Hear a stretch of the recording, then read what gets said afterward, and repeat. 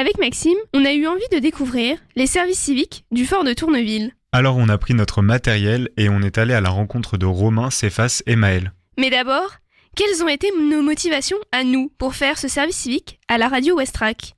Eh bien, on vous répond tout de suite. Dis-moi Maxime, quelles ont été tes motivations ? Pour moi, mes principales motivations, c'était découvrir une branche de l'industrie musicale dont les radios en font partie. Aussi faire des rencontres et développer mon réseau professionnel. Et toi Justine, dis-moi quelles étaient tes motivations ? Eh ben, j'avais envie de découvrir le milieu du journalisme. Ça m'a toujours un peu tenté et puis là, c'était l'opportunité de le faire dans une radio. Donc c'est ma principale raison de pourquoi je suis venue ici. Super, vous connaissez nos raisons, alors il est temps de faire la rencontre des autres services civiques du fort. Bonjour à tous, chers auditeurs et auditrices de Westrack Radio, le haut-parleur havrais. C'est pour moi une véritable joie que de passer ce moment avec vous. Je suis Céphas Miei, je viens de la Côte d'Ivoire et je suis en mission de service civique au Havre, au fort de Tourneville pour une durée de 6 mois. Bonjour, du coup moi c'est Maëlle, j'ai 24 ans et je suis aussi en service civique au fort de Tourneville en tant que bergère urbaine. Je suis havraise et c'est pour une durée de 8 mois. Je m'appelle Romain, j'ai 25 ans, j'ai fait des études en photo et depuis septembre je suis en service civique au Tetris. Tu peux présenter un peu plus ton parcours en détail ? Alors c'est un peu compliqué mon parcours, on va dire. J'ai eu mon bac du coup en 2017. J'ai commencé par faire une licence d'anglais, donc j'ai fait 1 an. Après j'ai été pris au BTS photo auquel je voulais postuler de base. Depuis début lycée, même avant, ça a toujours été quelque chose que j'ai aimé faire. Après mon BTS, il y a eu le Covid, donc comme tout le monde j'étais un peu dans le flou. Et je suis parti 1 an en 2021 au Québec pour continuer mes études photo. L'année que j'ai fait au Québec n'est pas valide en France, entre guillemets, mais ça fait comme si j'avais une licence. Ok, mais trop bien l'expérience au Québec, t'as kiffé ? Ouais, c'était trop bien. J'ai envie d'y retourner, donc j'attends. Avant le service civique, moi je viens fraîchement de décrocher ma licence en droit public. En dehors de ça aussi, je fais dans les activités extra-estudiantines, je faisais la plomberie, l'électricité et l'étanchéité en bâtiment et ça me permettait de subvenir à mes besoins de façon autonome. Et donc, concrètement, avant ma mission, je partais à l'école et aussi j'entreprenais. Moi, j'ai fait une licence d'anglais à l'université du Havre et après j'ai fait un master en traduction technique à l'université de Lille. Donc là, j'ai créé mon auto-entreprise il y a un peu plus d'1 an. Donc je suis toujours en auto-entreprise.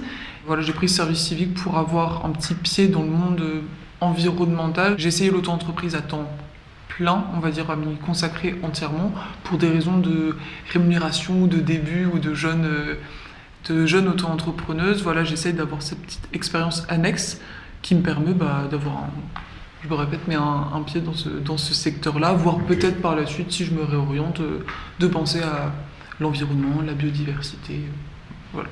Et ton auto-entreprise, elle est dans quoi ? C'est une auto-entreprise de traduction, donc c'est pas de l'interprétation, j'en fais un petit peu aussi, mais c'est vraiment, concrètement, j'ai mon ordinateur, des documents que m'envoient des agences ou des clients directs, et comme ça, voilà, c'est aussi mobile, et c'est de la traduction, tout ce qui est administratif, état civil, des choses comme ça.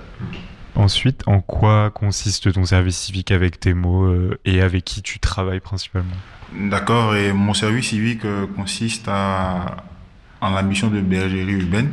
Et donc, concrètement, c'est de participer à la préservation de l'environnement par la promotion de l'éco-pâturage. Alors, l'éco-pâturage, c'est une manière plus écologique de protéger l'environnement en débroussaillant les mauvaises herbes par les brebis. En lieu et place d'utiliser les tondeuses et les moyens mécaniques, les brebis sans grands moyens viennent mettre au propre tous nos espaces verts. À côté de cela aussi, je participe à des ateliers, notamment un atelier initié par le Portique, le Centre contemporain d'art culturel, et aussi j'ai participé au festival Les Révélations. Cette mission est pour moi une première et une très grande expérience enrichissante pour mon futur. Et pour ajouter concrètement, un peu au quotidien, on est chargé de sortir les brebis de la bergerie le matin et après on les rentre le soir. Donc on veille aussi, on fait un petit tour de l'éco-pâturage, voir les petits déchets nocifs qui peuvent traîner, veiller aussi à leur tranquillité. Parce que le but aussi c'est qu'il y ait une petite interaction avec les publics, les enfants, les adultes, tout le monde, mais on veille à ce que tout se passe bien. Et on peut ajouter aussi à ça, il y a des petits ateliers de préparation de bricolage, enfin on va réparer des structures, repeindre pour les révélations. On avait retapé justement une sorte de photomaton, donc il y a des activités manuelles en parallèle. Donc il faut être un peu débrouillard aussi et manier quelques outils. Super. Moi, les missions, tu viens de me les citer et aussi forcément les nourrir tous les jours. En fait, elles s'auto-suffisent. C'est-à-dire qu'on a un seau qui sert plutôt à les appâter. On a du grain et c'est vraiment ce qui fait qu'elles vont être beaucoup plus attirées par nous que quand elles sont simplement lâchées dans l'éco-pâturage. C'est le moyen un peu de les rameuter comme ça. Elles sont pas hyper dociles, tu peux les caresser, mais encore un petit peu farouches. Et donc non, la nourriture, toujours un petit seau d'eau à disposition, on le renouvelle. Après, c'est vraiment l'éco-pâturage qui leur fournit toute l'herbe.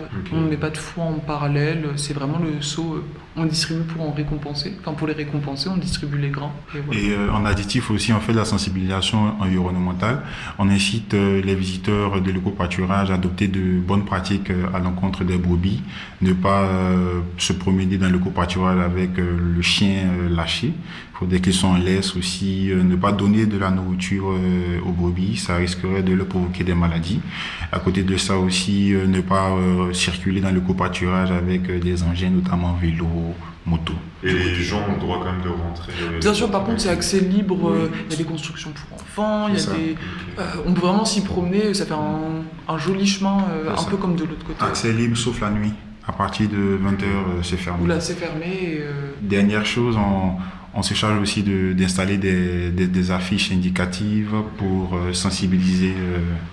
C'est un travail de sensibilisation. C'est ça. Et vous, votre organisation à 4, ça se passe comment ? On fonctionne par binôme souvent, donc c'est le matin ou l'après-midi, les horaires 8-14 ou alors 13-19. Et il y a aussi des matins ou des après-midi où on est seul. Okay. Et sinon, si l'un part avec le sac faire un tour, regarder s'il y a des choses qui traînent dans l'éco-pâturage, l'autre va aller à l'atelier bois, je sais pas, charger la ponceuse, des choses comme ça. Donc on se répartit en général, mais il y a des tâches qu'il faut forcément faire à deux, comme par exemple manipuler, quoique le transpalette ça se fait, ça dépend ce qu'on soulève, mais il y a des choses où il vaut mieux être deux et pas, on peut pas assumer ça tout seul. Alors l'intitulé de mon service civique c'est médiation culturelle et numérique. La plupart du temps c'est de la médiation autour des expositions parce qu'ils n'avaient pas vraiment quelqu'un pour s'occuper de la salle d'exposition, donc c'est moi qui m'occupe du montage des expositions, accueillir les artistes qui sont exposés. Je peux aussi proposer des artistes de temps en temps s'il y a un creux dans les créneaux d'exposition et c'est à peu près tout. Et qui du coup ta référente alors avec qui tu travailles le plus? Ma référente sur le papier c'est Marie-Charlotte, donc la chargée de médiation culturelle. Et il y a aussi Ambre du coup qui est, on appelle ça associée de chargée de la médiation, je sais plus. Okay. Donc je travaille principalement avec Marie-Charlotte et Ambre. Comment et pourquoi tu as fait le service civique? Du coup, je suis revenu du Québec en juin 2022. Oui, c'est ça. Donc, j'ai bossé 1 an et après, je savais pas trop quoi faire. Donc, je suis allé voir tout ce qu'il y avait en termes de service civique parce que ça faisait longtemps que ça m'intéressait de pouvoir en faire et c'était un peu le dernier moment puisque j'ai 25 ans du coup. Comme dû à mes études, j'ai pu faire plusieurs expositions, etc. Et quand j'ai vu l'intitulé de service civique, je me suis dit que ça pouvait être hyper cool de continuer dans cette optique-là. Moi, je suis en service civique international et donc, comme je l'ai rappelé tantôt, je viens de la Côte d'Ivoire et il y a la plateforme des services qui est un organe qui se charge de l'insertion professionnelle des jeunes dans mon pays. Et donc, étant donné que je suis toujours à la recherche d'opportunités, je me suis rendu sur leur canal, sur leur page web et j'ai vu l'offre de service civique. J'ai postulé et après un processus de présélection et de sélection impartiale offrant une égalité de chance à toutes les personnes y participant. Et je tiens à cet effet même à remercier toutes les structures qui œuvrent dans ce sens-là. J'ai posé ma candidature et j'ai été retenu. J'ai fait un entretien dans un premier temps avec un des membres de France Volontaire en Côte d'Ivoire. Et après l'entretien, j'ai été présélectionné. Et là, j'ai fait la sélection avec mon tuteur, le responsable technique du fort de Tourneville, Nicolas Creusil, ainsi que Céline Le Guen, qui est chargée de projet à la mission locale. Et aujourd'hui, me voilà concrètement au fort de Tourneville, exécutant la mission en question. Et moi, c'était par le bouche à oreille. J'ai 2 amies, en fait, une qui a fait un service civique au Havre et une autre qui en a fait dans une autre ville. Et sinon, j'en avais pas forcément entendu parler, je sais pas, via des affiches publicitaires et autres. Et ça m'a tenté le côté où c'est vraiment ouvert à tous. Il n'y a pas un diplôme dans un secteur en particulier qui est requis, ou même des compétences, 4-5 ans d'expérience dans ce secteur-là. Donc c'est vraiment accessible à tous et on vient avec sa motivation, sa bonne humeur. Et après, le profil fait qu'en effet, je pense au cours de l'entretien et même par l'échange, on voit si les personnes peuvent faire l'affaire, entre guillemets, dans le sens où là, il faut savoir si à la fois on est capable de gérer un petit peu de solitude quand il y a des matinées ou des après-midi où on est seul à gérer les copaturage, et à l'inverse, être suffisamment sociable aussi pour travailler avec 3 autres bergers urbains. Donc tu as choisi de faire ce service civique pour avoir un pied dans... À la fois pour l'attrait au domaine, j'ai choisi le domaine environnemental. Quand on fait un service civique, quand on en recherche un, je crois qu'il y a le domaine du sport, il y a le domaine culturel ou social. Moi j'avais vu le domaine environnemental, donc ça me plaisait bien. Je m'étais dit ça pourrait aussi éventuellement, si la traduction devient quelque chose de beaucoup plus lucratif, pour ma part actuellement, d'en faire un domaine de spécialisation. Comme ça donne plus de vocabulaire, plus de connaissances.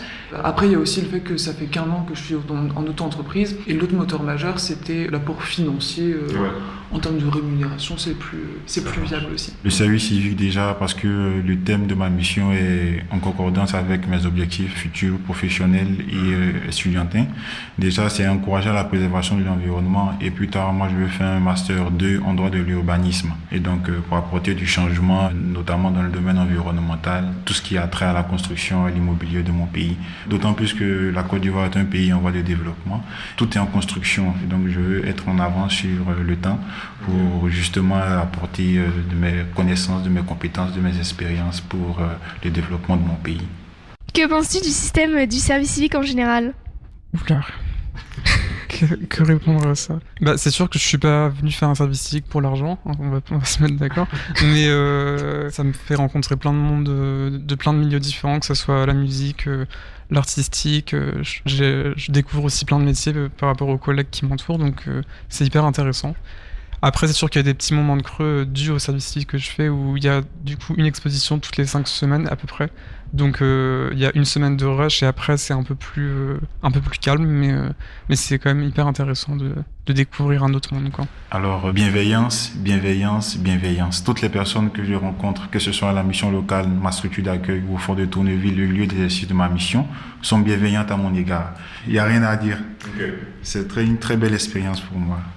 Je rejoins tout à fait tes propos sur le fait que tous nos collègues, les volontaires, et tout, c'est vraiment une ambiance. Il y a le cadre environnemental qui est très plaisant. Voilà, c'est quand même une majorité de plein air. Donc là, c'est vraiment réduit à cette mission de service civique en particulier. Nos tuteurs ou les autres personnes qu'on croise sont vraiment très à l'écoute, très agréables, bienveillantes encore une fois. Et après, au sens plus large, pour ce qui est du processus ou de la façon dont le service civique est intuitif, tout est très très bien expliqué. Il y a un chemin à suivre qui est pas compliqué du tout. On postule, c'est assez simple et il n'y a pas de, je pense que c'est familier, mais il n'y a pas forcément de prise de tête, c'est-à-dire que on postule, après on a un suivi et tout est fait vraiment, encore une fois, dans la bienveillance. Est-ce que tu peux nous donner un avantage et un inconvénient de ton service civique à toi ? C'est vraiment un détail, mais par exemple, j'avais envoyé une première candidature pour un autre service civique, donc il faut savoir qu'on peut candidater à plusieurs services civiques, c'est même mieux parce que on peut ne pas être retenu parce que les places ont déjà été prises, peut-être, ou pour d'autres raisons. Par exemple, pour ce refus que j'avais essuyé, c'est un message automatisé. Donc de là à savoir, est-ce que c'est parce que il aurait peut-être pas fallu mettre de CV, ou est-ce que le paragraphe descriptif ressemblait trop à une lettre de motivation. C'est un peu le petit flou de pas savoir pourquoi ça n'a pas convenu. En appelant le service téléphonique du service civique, on est très très bien renseigné et aiguillé. Alors moi, concernant, c'est plus la réunion de toutes les conditions nécessaires à l'exercice de ma mission. Alors la mission locale a mis en place tout ce qui est nécessaire pour pouvoir exercer ma mission, notamment parce que nous venons de la Côte d'Ivoire et là nous sommes logés, nous avons la connexion internet, nous avons toutes les commodités nécessaires pour notre épanouissement personnel déjà et aussi pour concrètement participer à la réussite de notre mission. Alors un avantage, pratique, on va dire que ce qui est cool, c'est que je peux avoir des concerts gratuits puisque je travaille dans une salle de concert. Donc ça, c'est quand même cool et je peux aussi en faire profiter mes proches et je découvre aussi un peu les backstage de comment ça se passe. Les inconvénients, on l'a déjà dit, la rémunération est pas incroyable. Quel est ton principal apprentissage lors de ton service civique? Peut-être faire des médiations autour des expositions avec des groupes scolaires, etc. Parce que de base, je suis assez discret, c'est pas hyper facile de parler devant un public, on va dire. Ça me permet de développer des compétences en termes d'éloquence et de comment présenter un artiste, une exposition, voilà. Je sais pas si c'est un apprentissage, mais on est forcément en contact avec plein de personnes, donc que ce soit, enfin, par exemple pour moi ça va être communiquer au quotidien avec mon tuteur ou des collègues, et ça renforce le côté social du monde professionnel. C'est bête, mais si on compare à quand je suis chez moi à un autre endroit avec simplement mon support informatique, c'est un environnement solitaire qui me convient très bien, mais là je dirais que ça renforce beaucoup le lien social. Donc ce serait mon apprentissage personnel, je dirais. J'ai acquis des compétences, notamment en gestion de l'agenda. C'est pas quelque chose dont on est habitué dans mon pays. Il y a aussi la notion d'outils informatiques tels que Canva, Excel, PowerPoint. J'ai aussi appris, aussi bête soit-il, à rédiger des mails professionnels et l'organisation générale. Et est-ce que tu as un projet que tu voudrais réaliser pendant son service civique ou que tu as réalisé étant donné que tu es là depuis septembre? Je sais pas si on peut appeler ça un projet, mais du coup, quand je suis arrivé, il y a eu une exposition pour septembre-octobre, je crois. Et après, il y avait aucune exposition, donc on m'a un peu mis en charge de trouver une exposition. Et du coup, j'ai proposé plusieurs artistes, et il y a une artiste qui a retenu l'attention de Franck, le directeur. C'est un peu moi qui étais en charge de tout organiser en amont, de faire le pont entre l'artiste et le Tetris et tout. Et bon, c'était une amie à moi, donc c'était assez facile, mais j'étais plutôt fier d'avoir accompli ça, quoi. Oui, c'était quel artiste? C'était Elena Godefroy. C'était une photographe que j'ai rencontrée du coup au Québec. On s'était demandé à voir si c'est réalisable, et c'est quand même quelque chose avec une envergure, s'il est un poulailler ou quelque chose comme une ferme pédagogique, ce serait aussi quelque chose d'envisageable. Mais se pose la question, pas forcément des matériaux, parce qu'on fait beaucoup de choses avec de la récupération, donc si c'est pour créer clapier, enclos, quelque chose comme ça, voilà. Mais où est-ce que ça pourrait être situé dans le fort exactement? Qu'est-ce que ça implique en termes de météo, d'apport de nourriture, de soins, des choses comme ça? C'est une idée que je trouve très plaisante, parce que je pense que pour tous les enfants qui y passent, centre aéré, école, ce serait encore beaucoup plus même sympa pour eux, même d'être sensibilisés à tout ça. Et s'il y a des poules, peut-être que les œufs peuvent être utilisés, je sais pas, la cantine du fort, quelque chose comme ça, mais c'était le côté animalier, encore une fois, auquel on avait songé à voir. Effectivement, moi aussi, ma mission s'écarte un peu. C'est vrai, il y a le volet berger urbain, mais il y a aussi une dimension culturelle. Et donc, le service civique international, c'est nous être les ambassadeurs de notre culture. Donc, être une sorte de pont culturel entre la commune Havraise et la commune d'Atekoubé. Et donc, dans ce cadre-là, j'ai un projet, celui de faire une animation culturelle. Et donc, ce projet consiste à communiquer les valeurs morales, éthiques et culturelles ivoiriennes aux jeunes havrais par le fait de raconter une histoire. Et donc cette histoire intitulée La Baraka de la Mama vise justement à poser le respect comme une valeur centrale à nourrir, à développer et surtout à pratiquer par la jeunesse. Et donc, qu'est-ce que tu veux faire par la suite, après ton service civique? Je sais pas. Non, je sais pas encore. J'ai quelques pistes. J'ai postulé pour avoir un PVT, donc c'est permis vacances-travail au Québec. Donc là, j'attends. Sinon, j'ai quelques pistes peut-être pour reprendre des études, une licence pro ou un bachelor, je sais pas encore. Soit en graphisme ou en communication, je sais pas. Idéalement, j'aimerais bien travailler en tant que photographe, mais c'est un milieu assez compliqué. Et tout est à Paris, en France en tout cas. Soit je continue mon entreprise de traduction, c'est pas le cas pour tous les secteurs de l'auto-entrepreneuriat, je pense, mais c'est assez fluctuant en termes de charge de travail. Par le service civique, en apprendre plus sur la partie éco-pâturage, la partie environnementale, et en faire une spécialisation de traduction, donc renforcer cette maîtrise-là dans mon travail. Et sinon, trouver un emploi salarié, peut-être dans le même domaine. Donc c'est vraiment deux options totalement différentes, mais je pense que ça aura quand même trait ou bien aux langues, à la traduction, ou bien à la biodiversité. Oui. Soit les deux seront liés, soit voilà. ça sera un des deux. Okay. Exactement. Ça marche. Me concernant moi je veux déjà reprendre mes études en master de droit des collectivités territoriales, je l'avais signifié tout à l'heure, mais aussi cette mission m'a permis d'avoir un carnet d'adresses et donc de rencontrer des personnes. Et de ce fait, il y a des opportunités, des offres d'emploi qui me sont proposées. Et donc, oui, pourquoi pas déboucher directement sur une autre expérience professionnelle. Et donc, pour finir, on est dans une interview radio. Donc, est-ce que tu peux nous donner un artiste, une musique ou un podcast que tu voudrais nous recommander ? Moi, c'est Youssoupha, le titre Mon Roi. C'est une musique qui me passionne et qui m'inspire aussi, chargée de conseils. Voilà, je le recommande vivement. Il y a une musique qui me met dans un état d'esprit détendu et relaxé, c'est la chanson Sundance de Népal. En termes de podcast, moi il y en a un que j'aime beaucoup, que j'ai découvert il y a longtemps quand même. Ça s'appelle La Poudre. C'est Lorraine Bastide, je sais pas si vous voyez qui c'est. C'était une journaliste il me semble que c'était elle qui a fait un podcast sur le féminisme et sur tous ces sujets-là, et c'est hyper intéressant. Elle invite des personnalités hyper éclectiques, ça passe de chanteurs ou animateurs télé, etc. Et c'est hyper intéressant. Sinon, en termes de musique, on va dire que la dernière artiste qui m'a mis un peu une claque dans son dernier album, c'est Mitski, et son album est incroyable. Après l'interview, on est même allé à la rencontre des brebis avec Cephas et Maël. On va les voir. Après vous. Merci. Oh, waouh. C'est trop bien. Elles ont des prénoms ou pas ? On les a surnommés en genre de nos prénoms. Ah, c'est trop bien. La plus petite, c'est Cephas, Ok. Maël, Léa et Laura. Trop bien.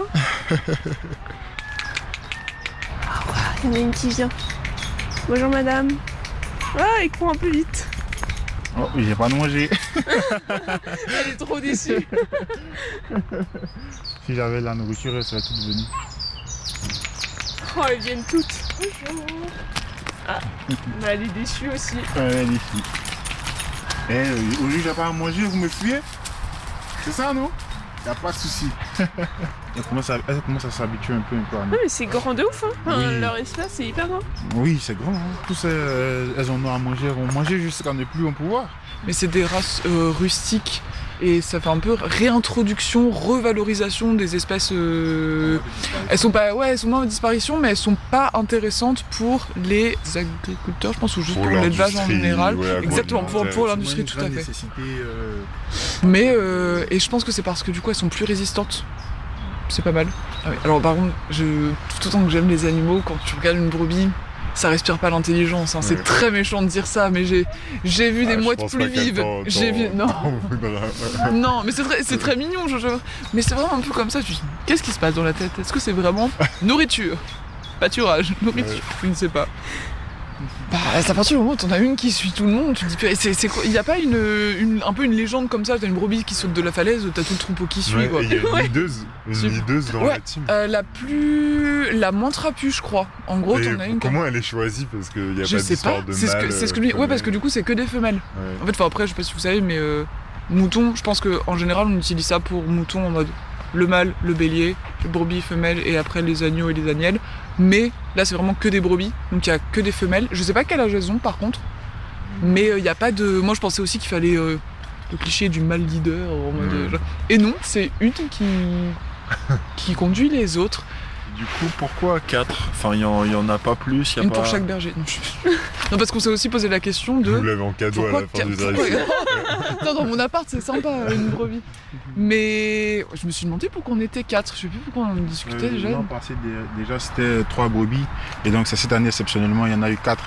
Et donc, ce sont des brebis qui sont réparties un peu sur tout le territoire du Havre. Il y en a au jardin suspendu, il y en a à la forêt Montgéant. Et donc, pourquoi 4 ?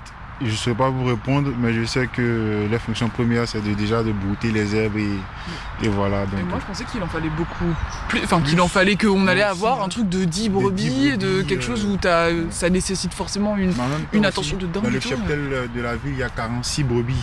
Et donc, toutes les brebis doivent être réparties sur l'ensemble du territoire. Donc, c'est sûrement dans un souci de logistique. Merci à Romain, Cephas et Maël d'avoir pris le temps de répondre à nos questions. J'espère que vous avez aimé rencontrer les services civiques du fort qui participent à la vie du fort de Tourneville au Havre. C'était Maxime et Justine pour Westrack Radio.